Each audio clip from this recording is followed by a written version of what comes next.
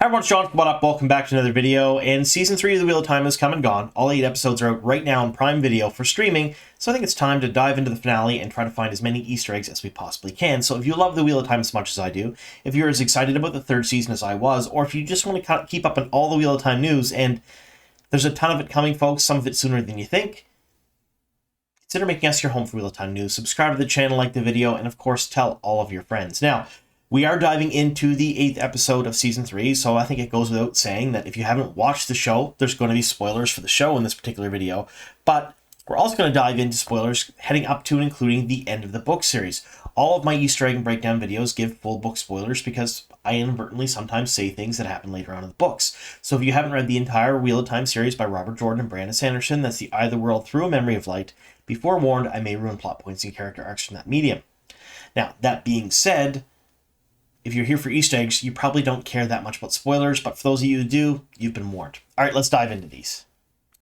All right, cold open starting out strong with the red twisted stone door frame within the 13th depository and Elaida jumping out of it. So we do see this stone door frame later on in the episode, and this is a great setup for it, talking a bit about it, getting a little information about it. But what we get here are sort of mixed signals. In the book series, there are 2 door frames that we know of, at least that are mentioned in the book series. One go to the room of the Aelfin, and one go to the room of the Elfin. So the Aelfin are the snake people. They answer questions, they give you true answers, regardless of whether you understand them or not. They don't care, but they give you true answers to questions. And then the Elfin are foxes. They're more of a gift givers. They give 3 boons. So think of it like a genie, kind of, with a twist. They take a price for that as well. And if you don't set the price and they're not happy with it, well, they may take more than you could bargain for. We see Elaida come out of this red twisted stone door frame and talk to Alvarian a little bit afterwards. And she basically says, I'm going to be the Emerald Seat. And she's eyeing this bracelet that she has on her wrist. Now, we don't know for sure if she got this bracelet in there, but it's pretty much implied by the way the scene is shot that she does. So in the book series, this door frame, if it's not the foxes like we see later on in the show, this should be the snakes. She should have got true answers to questions. And she kind of implies that when she talks to Alvarian, saying, I'm going to be Amyrlin one day. And then Alvarian comes back and says that going to the realm of the Aelfin, or the Elfin rather, is dangerous, and that a lot of the sisters have died and not come back that way. So she's directly saying that Elaida went to see the foxes. Elaida comes out with this thing that she's looking at on her wrist, this charm bracelet that seems important to her. And she does mention that she's going to be Amyrlin, but she doesn't implicitly say she was told she's going to be Amyrlin. She just says she's going to be Amyrlin. So there's a lot of questions here whether she visited the snakes or the foxes in there. My guess and my money is on foxes as well, as what Matt saw later on in the show. And that she was given things, and that the bracelet was one of the things she was given. And there are a ton of different theories out there as to what this bracelet is. Everything from a paralysis net, which is a group of Ter'angreal that do different things, to that key on the charm bracelet opens Swan's lockbox on her desk, which has all of her most important correspondence. I like that theory because, let's face it, Elaida knows a lot of things that she probably really shouldn't know much later on in the episode. And she could know all that stuff by diving into Swan's personal correspondence. Anyway, let me know in the comments down below what you folks think about this bracelet and what your theories are. Now, we know it's important because Sharon Gillen, the costume designer, has put out a post on Instagram saying this is a very important piece of the costume and it's always worn on the right hand. So it's not a mistake. It is intentional. We just don't know exactly what it is yet. Some of the markings of some of the charms are very similar or very close to Swan's Ter'angreal that she has hanging on the wall that lets her go visit Moraine in the dream world. But again, they're not identical or perfect, so we're kind of left up in the air with what it is. So let me know your best guesses down below in the comments on what you folks think this bracelet is and what it can do. Next we have the shawls, of course. For the last 3 seasons, people have been complaining they haven't seen the shawls in the Aes Sedai. Now, in the book series, Aes Sedai tend to wear shawls of their colors with the Flame of Tar-Valon kind of embroidered on it as a sign of unity or strength for their Ajah. The sitters wear it when they're in the hall and convening. It's more of a formal wear, but sometimes, if they're feeling a little, inept, they'll wear them too, just to remind themselves of who they are and what they represent. But they don't wear them all the time. In the show, Aes Sedai are wearing clothes that are the same color as their Ajah. It makes total sense when it comes to a viewing perspective, because having all those people on screen at once can get a little confusing, and not being able to read who they are and differentiate who they are. I think having clothes that match the Ajah's color was a smart move, but it kind of took away from having the shawls because they didn't need to wear them. They're back here in Season 3, this little nod and call out to the readers that complain they want to see shawls. We're finally getting our shawls, and they are gorgeous. I'm excited about that. All right, this was the box I was talking about on Swan's desk with all the correspondence, and this particular thing she's pining over right now is a drawing of Moiraine. It's not a blink if you miss it moment, so to speak. Like, I had to watch this 2 or 3 times to see what was on that paper, and then when you can see through the paper in a certain few frames of the video, yeah, it's Moiraine. So it's entirely possible Elaida has access to this box and is seeing the correspondence with that key, but who knows? Either way, I thought it was really neat that they showcased her sort of pining over her lost love in this particular scene. Next, we have Elaida meeting with 2 members of the Black Ajah. So you have Alvarian Sedai. She is the White Ajah member here, who is also Black Ajah. And you have Galena Kazban, who is a member of the Red Ajah and also a member of the Black Ajah. And they're talking about her becoming Amyrlin. So this is one of those things where if you're a book reader, you know who both these characters are. You know what they represent and what affiliations they have. They're talking with Elaida, and you're like, that's kind of cool. Now, Elaida is not a Dark Friend in the book series, and I doubt she is in the show either. That's too big of a stretch for a character. She is essentially just a very inept leader that doesn't listen to advice, thinks more of herself than she actually is not near as smart as she thinks she is, and sort of has quite a bit of narcissism to her. So she thinks she knows best in all situations, and everything should revolve around her. So in other words, she's not inherently evil. She's just a really, really bad person and a bad leader. And that is incredibly real and very relevant, especially in today's world. But seeing it like this, it's almost as if they're setting her up to be a Dark Friend. But I don't think they are. Show watchers probably wouldn't know right off the hop who these 2 characters' affiliations are, at least not right away. And it may be revealed later on. But of course, right now, knowing this as a book reader, it gives a little bit of foreshadowing for things to come later on, which is kind of cool. Next, we have this scene here with Liandrin and some of the Black Ajah members in Tenjiko. So we see the former Green Ajah member on the left-hand side, the one who lost her warders in episode 1 that just said she loved it, that she enjoyed the feeling of them dying, which was creepy as all get out. But then we have another Black Ajah member on the right side. This is Chesmal Emery. She is a former member of the Yellow Ajah. I guess they can retain their Ajahs as well.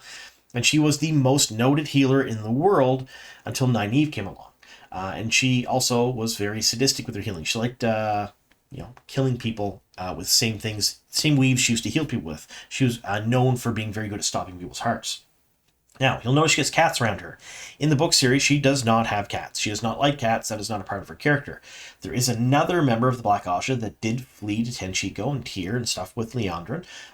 Marilyn Sedai. She's a member of the Brown Ajah who super loved cats. She would be known to take in stray cats, nurse them back to health, heal them, feed them, train them, all those things. She really loved cats, sometimes more than people.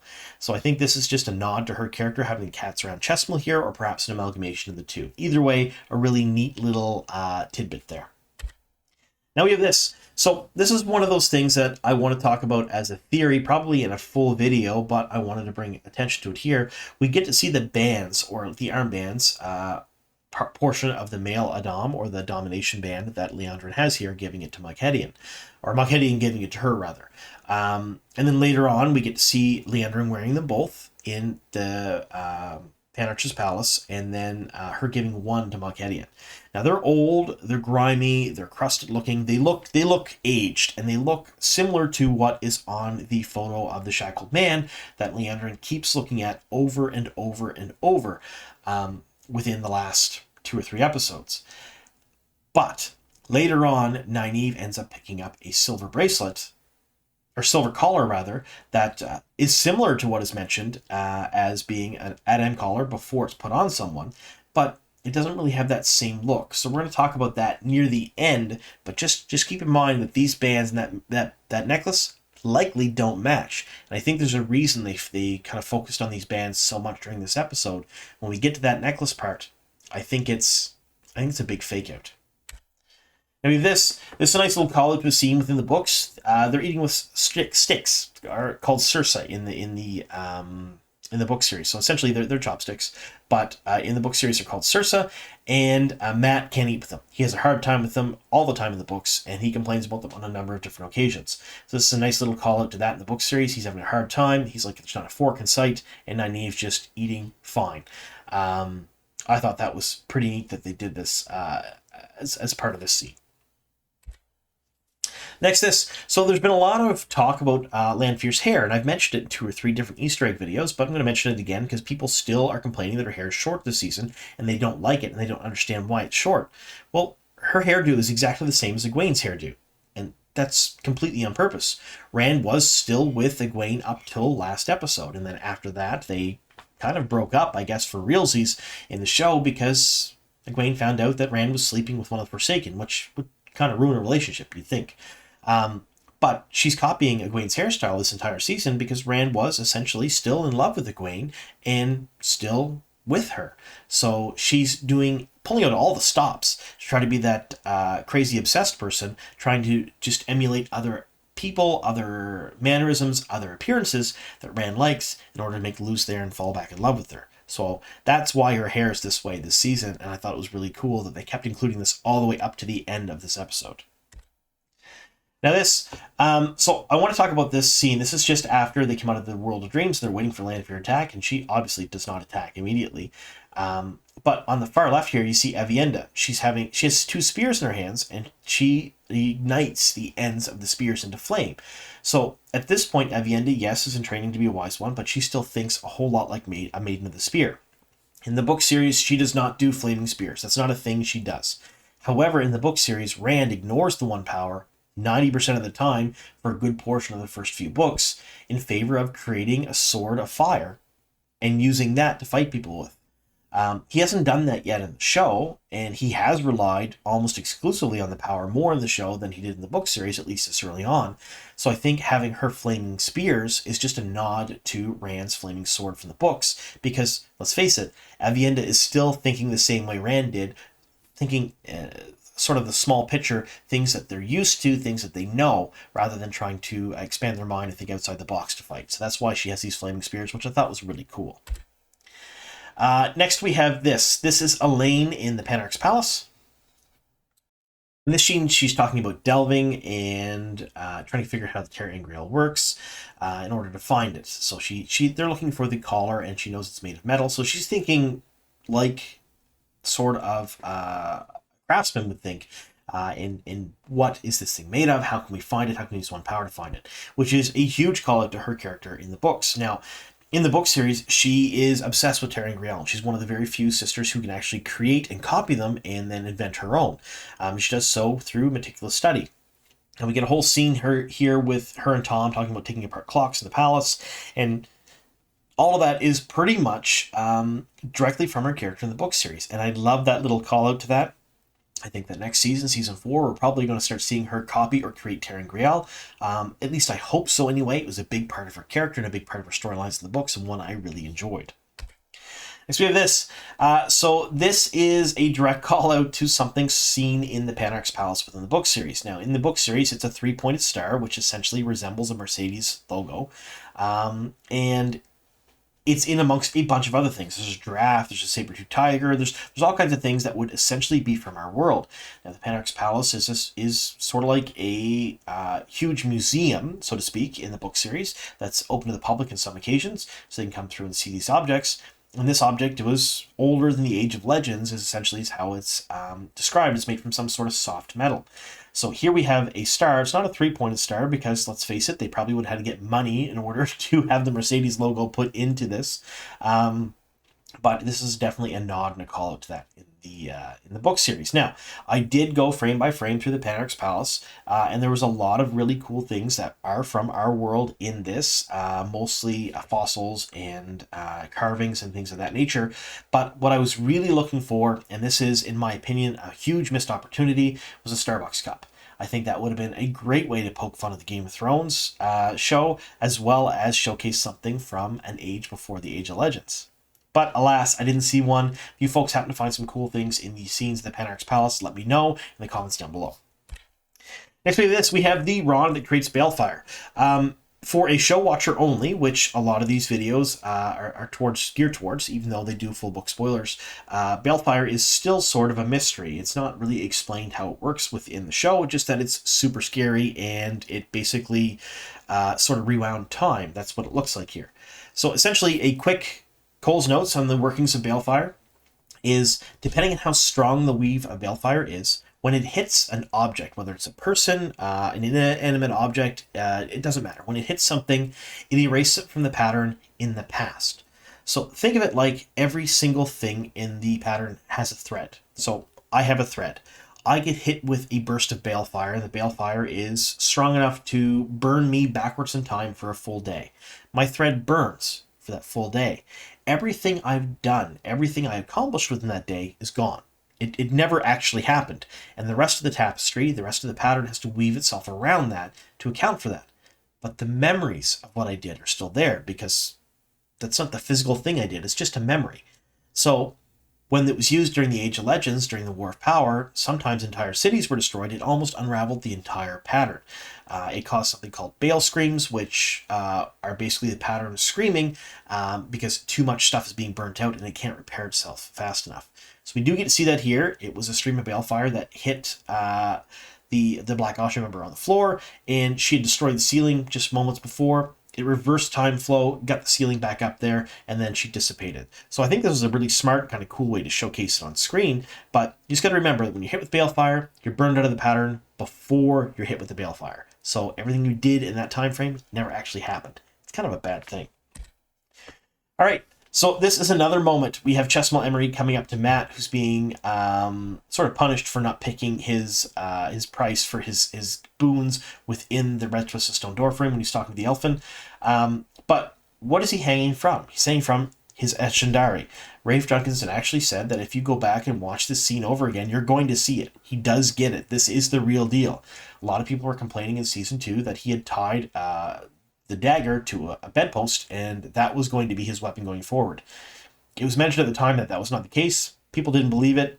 Here we are, folks. This is proof that he's getting his Ashandarei. His Ashandarei is sort of an iconic weapon that Matt uses throughout the entire series. It has the blade of a sword basically attached to the haft of a spear. And because of the memories he gets implanted from all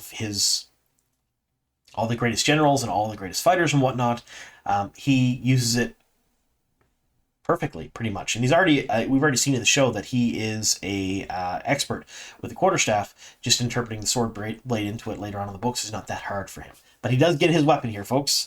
And in addition, he gets his fox head medallion. We've seen this in some of the promotional material for the show. We've seen it in the poster that was put out there. He does get this. Now, this is his way of defeating channeling.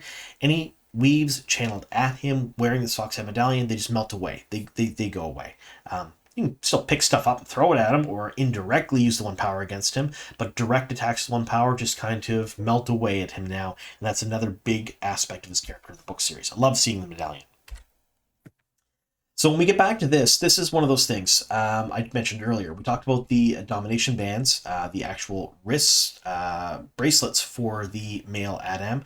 Liandrin is kind of searching through everything in that room, chucking things on the floor, and this happens right after Matt and Min are talking about the silver necklace and how it doesn't look like the thing in the picture. It's just a silver band necklace.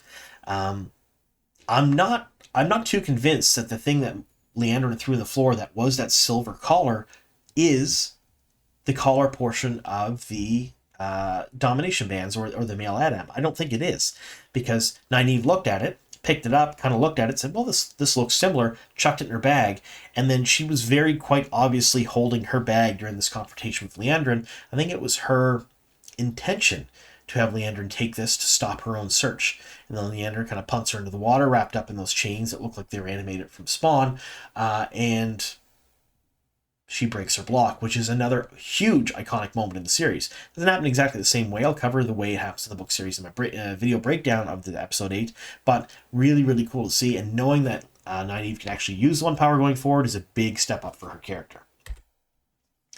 This is her here breaking her block, so to speak.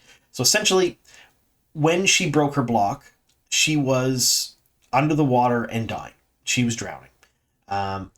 And sort of the same thing happened within the book series. like I said, in a different fashion. But Nynaeve has a huge problem with surrendering to the true source. So she can't surrender. She has to be angry and grab and use the power, which is not how an Aes Sedai or how the that half of the true source is supposed to be used. You're supposed to surrender to it. And she just had a really hard time with surrendering. Knowing she was about to die, knowing that it was basically the end for her, she was finally able to surrender and then pull herself out of the water, which I thought was a really great way of showing it on screen. All right, so this here, Rand in Alcardal, the Golden Bowl.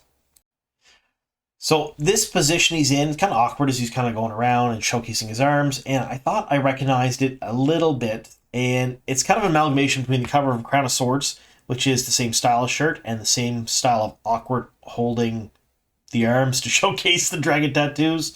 I love the old artwork for the books, I really do. And the cover of Lord of Chaos, which is essentially been told or talked about as a romance cover. Same style of shirt, just same color and everything, just has sleeves instead.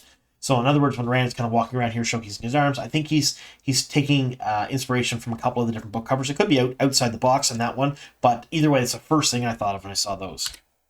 Next, we have Lanfear during her fight with Moiraine. We do get to see the saw in her eyes. Now, what the saw are a manifestation of overuse of the true power. So essentially, the true power is the pure essence of the Dark One, and it's what we see Lanfear channeling almost exclusively in the show, especially this season. It's just those big black bands around her as she's channeling. Looks different than the taint. Looks more like, I'd say, an oil slick or tar, rather than black smoke like the taint looks like. But as you use more and more of the true power, you gain more and more of the saw, which are black flecks across your eyes. And essentially, at one point or another, it just makes your eyes go completely black. It's like a blizzard of black specks. And at that point, you are so addicted to the true power that there's nothing else you can do, but you draw enough to burn yourself out, because the true power is so much more addictive than the one power is. So yeah, I thought it was really cool. They zoomed right in on her eyes when she is fighting Moiraine and showcased the saw like this. I thought it was really neat. We've really only seen it, I think, once before when she healed herself during season 2, but this is a really good shot of it.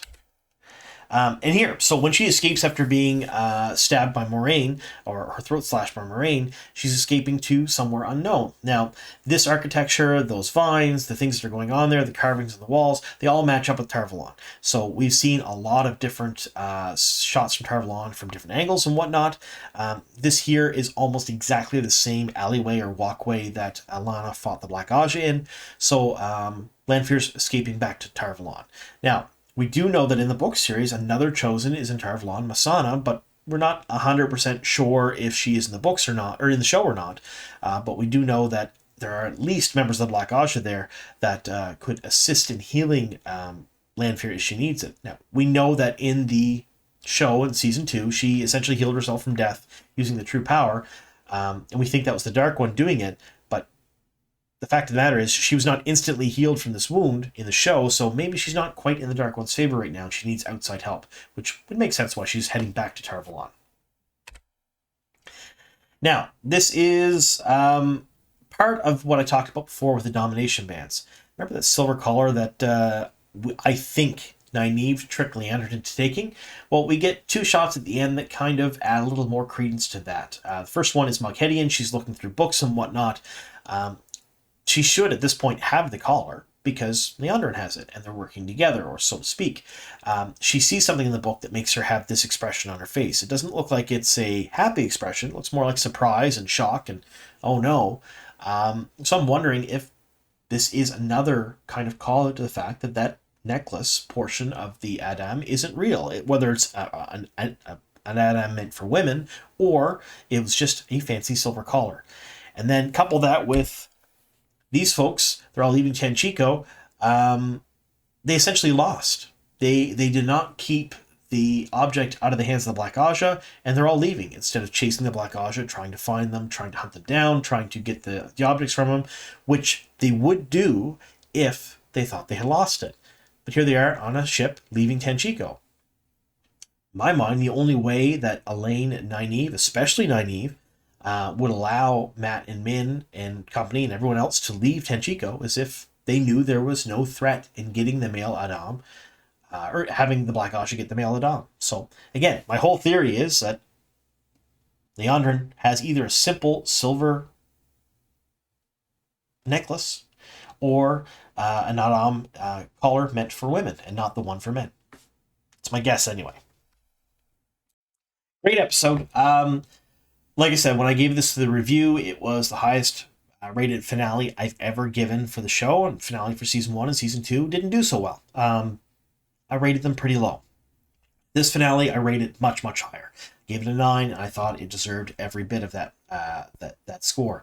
A lot of little call-outs to the books, a lot of little Easter eggs, and a lot of setups for next season 2. We have 3 or 4 major cliffhangers here. So I'm going to cover a lot of different things in my breakdown videos when I get to the breakdown for episodes 7 and 8, talking about differences between books and show and where I think we're going next. But I think this one really does set up season 4 and beyond really well. It'd be a shame if we didn't get it. So thank you all very much for sticking with us here to the very end. Here's to many more.